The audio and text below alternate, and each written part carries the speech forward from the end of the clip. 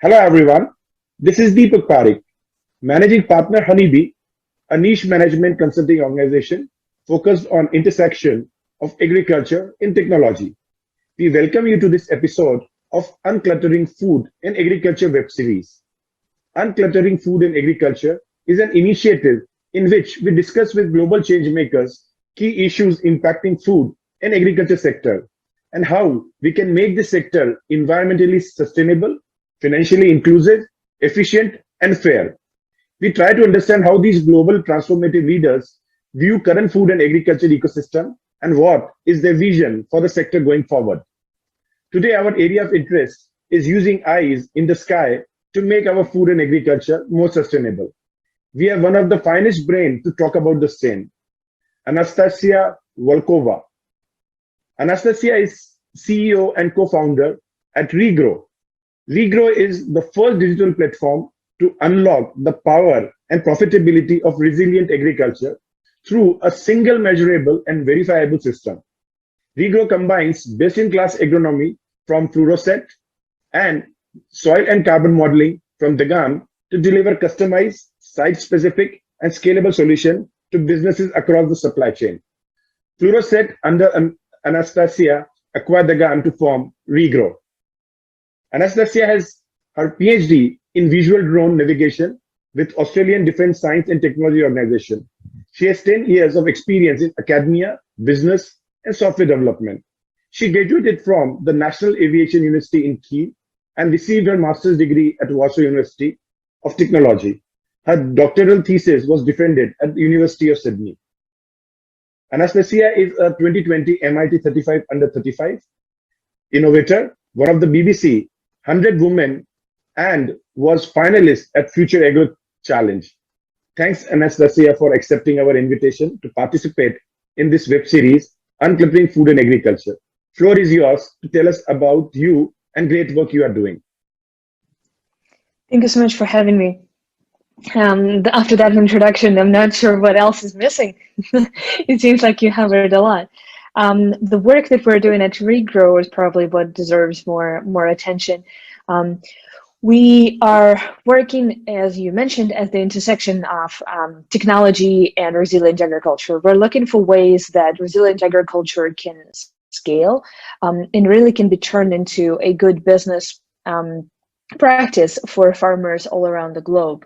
This starts with things like monitoring and reporting of what the status of adoption of resilient agriculture is right now and driving down the cost of being able to actually, on an ongoing basis, monitor and derive the information that lets everyone from government to private sector to academia know what actually is the challenge.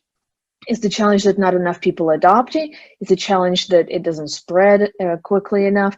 And by resilient agriculture, we of course mean the practices that are not just sustainable, but are financially and environmentally friendly and will carry each and every single farm into the future, meaning that it will be able to sustain itself and be resilient to the effects of climate change and the financial challenges it might face. So at Regrow, the way that we address the challenges of driving down the cost of what's called the monitoring, reporting, and verification, the MRV, is by infusing it with technology that is proven, that has been calibrated and validated in the spaces of using satellite imagery to interpret what was the management on a particular parcel of the land like, what was planted when, how well it established, how was it terminated, what was the crop after the main harvest, was there a cover crop to preserve the condition of the soil or not. And when you move on from the satellite imagery, you then can take all this information that you're deriving and feed it into a biogeochemical model. So effectively, it's a series of modules that replicate how plant or soil work, and they're quite detailed and they're based on from the first principles logic. So it's not just machine learning, It's something that, like at school, we used to derive formulas. We used to understand everything from the ground up of how this chemical composition of the element really builds up to the properties that it has. This is a similar way that scientists build simulators of the real world in agriculture. They're called biogeochemical models. So we run models in different scenarios. We say, what if this piece of land has converted to no-till agriculture or has adopted cover crop? Or what if they changed their rotation? Or what if they introduced usage of manure or non-synthetic fertilizer? What would change? What would change from perspective of the soil? What would change from perspective of the environment? And how can we now package these pieces and put them into the platform that allows the farmer to make decisions more easily together with their trusted advisors? So that's how we see kind of the technological part of what we do combined. So it's satellite monitoring and verification, it's crop and soil model, and combined they form this three-legged stool that our technology is supported by. On the other hand, I'd say that there is a fair bit of business model innovation, so constantly iterating on how to deliver these MRV technologies to growers and to everyone in the industry in a way that is scalable. Because when you look at, for example, whether it's carbon markets or subsidies from the government that the farmers want to tap into, the cost of technologies that we have should be a mere slither on top of what actually everything that farmer is getting directly from the payer. So those are some of the challenges that we keep thinking about, some of the technologies we're working on. Hopefully it gives you an overview. No, perfectly fine, and in fact, like very innovative, because like I've had the opportunity of looking at models, both technical as well as business model and the operational models of a lot of companies, advising some of the big names in the sector. And the innovation that you are bringing, both on technical terms as well as business model term, is extraordinary.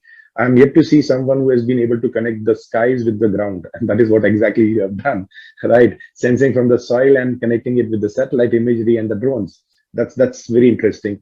I would like to go, because of your expertise, little bit deeper in how do you see the competition, or always there is a talk between drones versus satellite, right?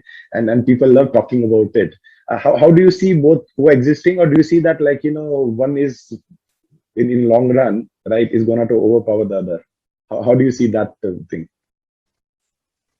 Yeah, it's an interesting debate, and it's of course something that the horses are for the right courses, and the different courses are different, the different horses are different. So when you take drone imagery, for example, it's very suitable for smaller areas and potentially on-demand revisit, which usually suits research trials really well, or smaller trials. You can also use the drones to fly over the fields to check out a particular spot, but you wouldn't be doing it all the time because it does take effort, and it's more of an on-demand inspection. Whilst with satellite, the whole premise of this technology is that it's something that's passive. It's something that the humans do not have to actively do something on the day off and at the time off when the imagery is captured. It's capturing imagery all the time on schedule. And this is what we're, of course, grateful for European Space Agency and USGS and private constellations that we have. The satellites are producing all this information frequently, regularly, passively, without the involvement from people. Sometimes it means it hits the cloud and you don't get the image. Whilst with a drone, if you flew on that day below the cloud, you would get an image. But most of the time, this really means that with the ongoing coverage of the satellite, you get more or less consistent picture very regularly, and then you can supplement it with spot inspections from the drone. So generally, my perspective is that the more we can move into the orbit, the better, because the less it depends on people, the better. I also understand that we shouldn't clutter the atmosphere too much with unnecessary sensors, but I do think that there's still room and need to have more Earth observation sensors in the orbit. So I'm slightly leaning towards the satellite technology, and hence even the name of the company originally founded, FluroSat. The idea specifically there is that it senses fluorescence from satellites. And we used drones, of course, for trials, but we believe that ultimately satellite will be the platform of choice. Perfect, very well articulated. Just like a little bit drill down on this. How do you see the fixed wing aircrafts? Do you think that they also play some role, or like they are just like I'll say gimmick which some people do? So what's your view on that? In terms of the fixed wing aircraft, of course, it's something that's right between the drone and the satellite, and you can regularly operate it. Over the years that we've been dabbling with this technology ourselves, we have sensors on aircraft even right now in Australia. What impedes the adoption of those sensors is, I would say, twofold problem. On one hand, you're never sure what the demand is unless you're offering consistent coverage. So for example, if you're going to fly a region, you really need to make sure that it's worth your fuel, it's worth your pilot's time. So this is a kind of a complex optimization problem because people don't necessarily need the imagery at the same time, depending on what they're growing.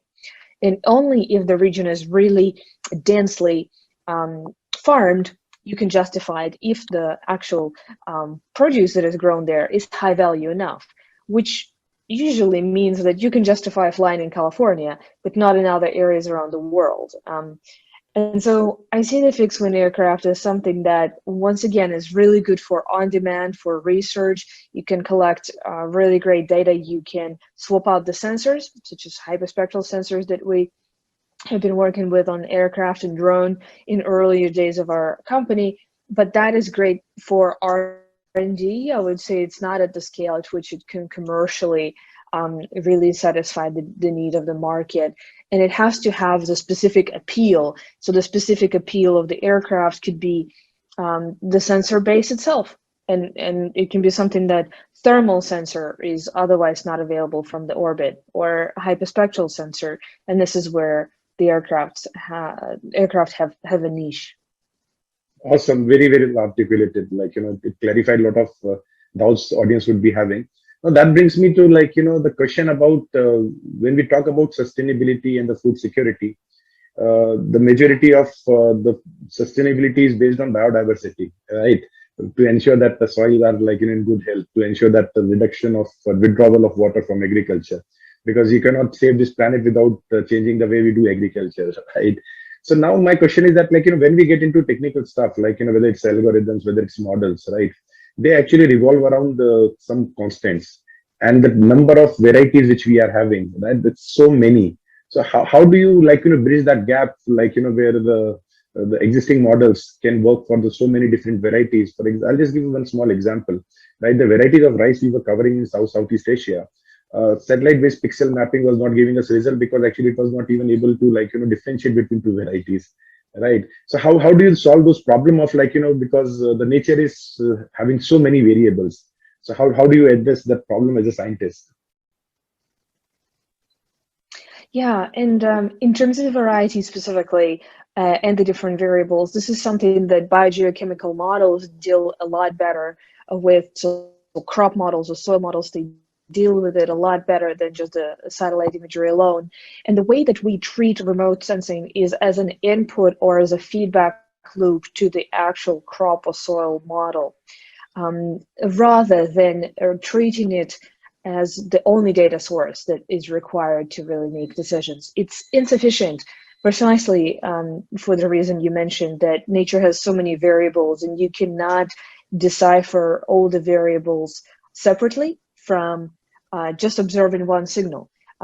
If, for example, if you have different trials of different varieties, at the same time you have different fertilization treatments or different irrigation techniques in one trial, being able to discern which technique, which management decision affects what particular parameter is all very dependent on the weather at the time, the growth stage at the time, even the atmospheric conditions at the time when the image was taken. So with this just humongous number of variables, you need a proper model that will be able to handle and separate them. And the models are not perfect, but you can calibrate and validate the models using constant flow of data that you get from weather stations, from satellites. And when you're looking at the two different varieties, how would you know that they're performing differently? Well, ultimately, they will yield differently, even if you have one satellite pixel that's just too big to cover the different plots of trials that you have. But being able to simulate it and say, well, we shouldn't trust this satellite pixel because it's not representative, or being able to potentially access higher resolution imagery. I know of rice paddies that are with a resolution of 30 centimeters. So this is something that's, of course, would demand the highest resolution satellites we have, but maybe that's a little bit over the board. And we could use something that's middle ground, not necessarily 10 pixel sentinel, 10 meter pixel sentinels, maybe 3 meter pixel private constellations. There are options. Perfect. And now, going again a little bit deeper for the typically, when we talk about sustainability, see, sustainability is very much dependent on, I'll say that small and marginal farmers, right? They cultivate 80% of the fields in the world, but for them to adopt technology and the cost of adoption of technology is a challenge. How do you see that, that problem getting sorted out going forward? Maybe by you or as an industry. Do you see that small and marginal farmers will have a say, or they'll have to get out of the business? Yeah, I hope that they don't get out of the business. And I think something that has been working for generations, yes, it's been a struggle, but there hasn't been one innovation that just aggregated all of the farmland in developing regions. It's been something that has been set up the way it is for generations. We are working in several projects to really understand how to advance the availability of the technology to those communities. We're always looking for specific partners that are very strong in that area to even comprehend, even conceive a project, because we ourselves, we're a global company and we offer a platform that can be used globally, but farmers, especially in smallholder communities, they're facing challenges that are beyond the challenges that our platform is solving for. It might not just be that you need advice on how to manage your crop or regular monitoring. You need additional education on how to use your smartphone to access these alerts. You might need additional connectivity. You might not know how to set up your farm in such a software. And we're looking to partner with those organizations that dedicating themselves to really providing this support, whilst we'll be providing the more customized version of our platform. I'm not saying a Regrow will be solving this problem globally completely on our own. I would say that every company really should consider what they're doing for the developing world, because people in the developing world are paying the price of the developed world's emissions, and we need to really be cognizant of that. No, you're perfectly right. We need to have more collaborations. We have to ensure that, the capability on the ground of existing players can be used or leveraged by solutions like you to deploy them. And most welcome if you want to do something in Southeast Asia. I'll be more than happy to participate and take your technology on ground. We work with thousands of farmers. So I was fortunate enough to work from Papua New Guinea all the way to Ghana, right across 34 countries, interacted with thousands of farmers, solved some of their problems. As it rightly said, that you cannot solve all the problems, but try to solve some of their problems. So look forward to have your solutions in this part of the world. That brings me to another question. When we talk about the overall perspective of digitization, right? There are so much data available, but all in silos, right? How do you see that, like, that civilization could be continue happening, because government would be sitting with a lot of data which they don't want to share because of they don't want it to be too transparent, or even the corporations which are investing heavily, right, in digitization, they would like to have it as their competitive advantage. So, like, the data might be sitting somewhere, but people are not very keen to share it. How do you see that, like, this concept going forward, or do you see that we'll have more people ready to share more data with each other? I think the question is why they keen or not keen to share the data they have. I have been supporting the opinion that if people are not ready to share their data, the value that it brings back to them is insufficient, or the risks are too high. And what can we do to visually demonstrate that the risks are not very high, that we're not using some information, for example, if there's financial information in a farm management system, that we're explicitly not taking that information. So making integrations more transparent, making it more obvious that what data has been transferred and what data stays. That's one way of doing it. The other way is to, once again, demonstrate the value itself that is being brought back to the grower or agronomist, whoever is sharing the information, and being explicit in collecting consent, being explicit in privacy policy, terms of use and conditions of platforms, really making people comfortable with the fact that, yes, it is your data, you're bringing this additional data to the platform we have, but really the reason why you're doing that is because we have so much more additional data and modeling that you will find appealing because of the value it will bring back to you.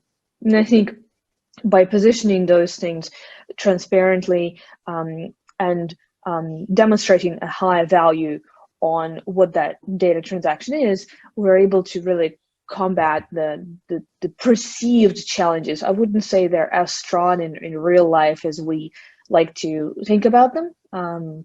It's really about whether you have something that people want and whether they're willing to transact the data transparently with you.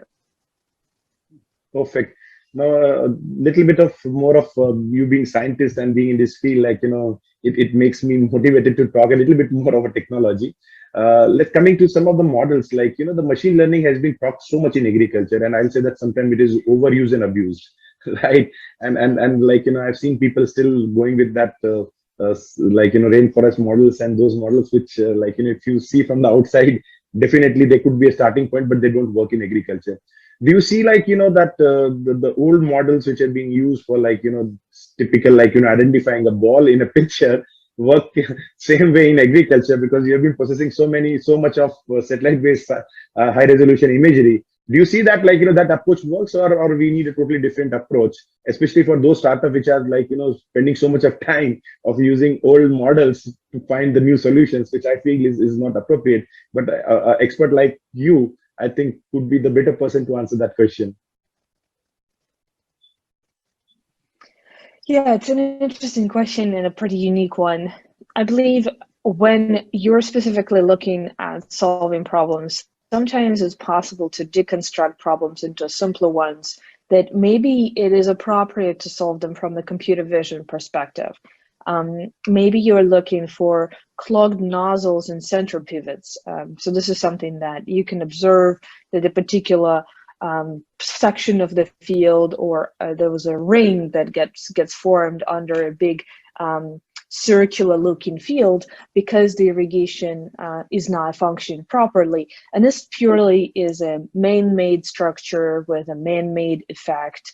And it can be observed and detected in this very straightforward way by just separating the geometrical structure of that problem from anything naturally occurring.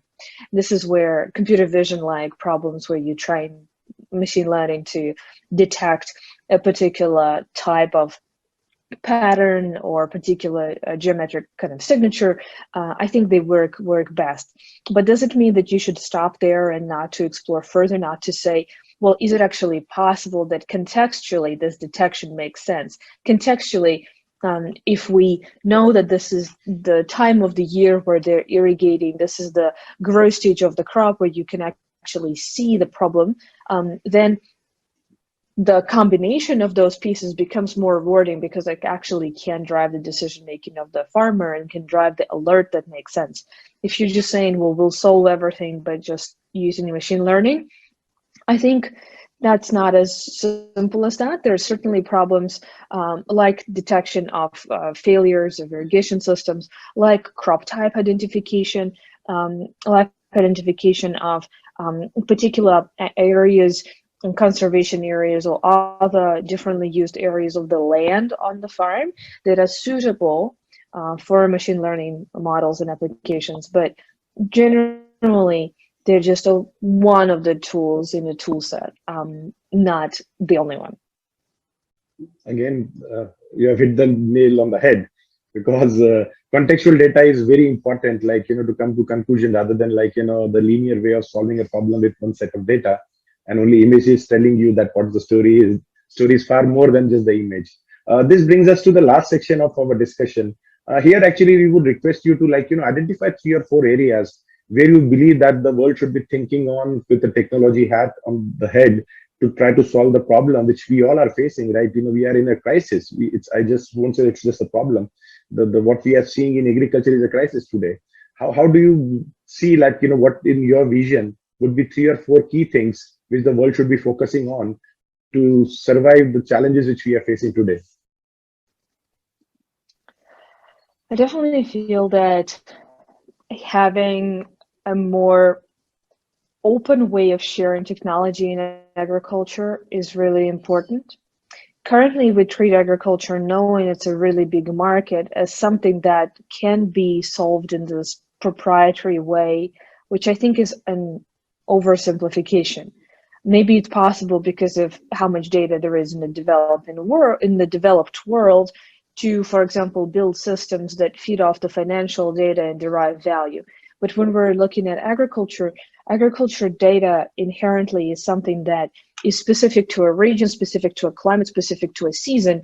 And if every company and if every entity that wants to solve these problems will start from scratch collecting new data about new seasons, it's just feels like a huge waste of resources. And I feel like something's not being brought up enough. It's not just collaboration, but being more open with data, being more open to partnerships, to be able to build on top of one another's experience in an area, so that we're not solving fundamental problems over and over again. And what I'm trying to say there is that technology can really help agricultural productivity if we are in a better position as an agricultural technology community to share the data and really to be able to accelerate each other's learnings and growth. The problems that we should be solving, of course, are the same ones that everyone is already talking about, is the challenges of soil erosion, which comes with productivity loss, is the challenges of depleting aquifers and not, for example, having the optimal rotation of the crops to sustain certain performance of the soil, water holding capacity. I think these 2 kind of very major ecosystem problems come from the fact that we're not necessarily incentivizing the behavior we want. We're incentivizing the behavior that used to work many years ago, many decades ago, and it comes down to government policy as well as free markets. And so none of these things is simple to solve. All of these things need to be worked on in combination, and I hope that agricultural community will come together more and more over the coming years to really be not shying away and saying this is my data, but saying let's de-identify it all, let's release it, let's actually start solving some problems. What can we do together? Perfect answer. Because actually, like, I also believe like one more thing that we have to start adopting these, I'll say that the goodies of technology on ground as well. So like, that's very important. And like, at least those farmers who can afford it, whether it's a community-based farming or the cooperative farming or the corporate farming, they should start adopting it fast, because taking away more water and depleting more soil is not going to help anyone. So Anastasia, thanks a lot for this beautiful session. And definitely I have emerged far more intelligent than what I was. And that's always happened when you talk with very intelligent scientists like you. I'm pretty sure this audience would have also learned a lot from you with your experience. And keep doing the great work you are doing, and look forward to have more interaction and maybe an opportunity to work and take your technologies to the smaller markets, where the farms are small and the farmers are not as well so that endowed as they are in the developed world. Thanks a lot. Have a great day. Thank you. Thank you so much for having me.